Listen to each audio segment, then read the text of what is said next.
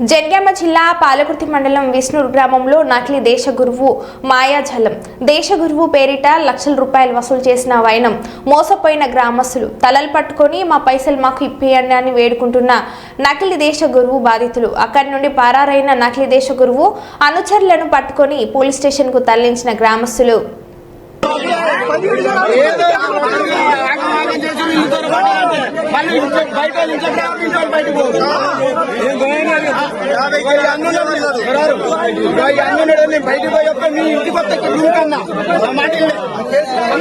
దేశగురు అనే ఒక మాయ మాటలతో వచ్చి గ్రామాన్ని మొత్తం విచ్చలవిడిగా అమాయక ప్రజలను ఆగం చేసి ఒక్కొక్కరి దగ్గర చేతబడి చేస్తాం బాగు చేస్తామని ఒక ముఠా తయారై ఒక జుంపాలు గడ్డాలతో వచ్చి జనాన్ని మోసం చేసి ఒక్కొక్కరి దగ్గర 20,000 10,000 గొర్రెపోతులు కింటాల బియ్యం ఇచ్చుకుంటూ ఒక దగ్గర సుమారుగా 2 లక్షల రూపాయల దాకా వసూలు చేసి జనాన్ని మోసం చేసి పారిపోతుంటే ఇక్కడ యూత్ పిల్లలు అందరూ ప్రజల సమక్షంలో అందరూ పట్టుకుని వాళ్ళ దగ్గర నుంచి రికవర్ చేసి ఎవరో డబ్బులు బియ్యం తీసుకునే వారికి ఇప్పించడానికి ప్రజలందరూ చాలా కోపంతో ఉన్నారు.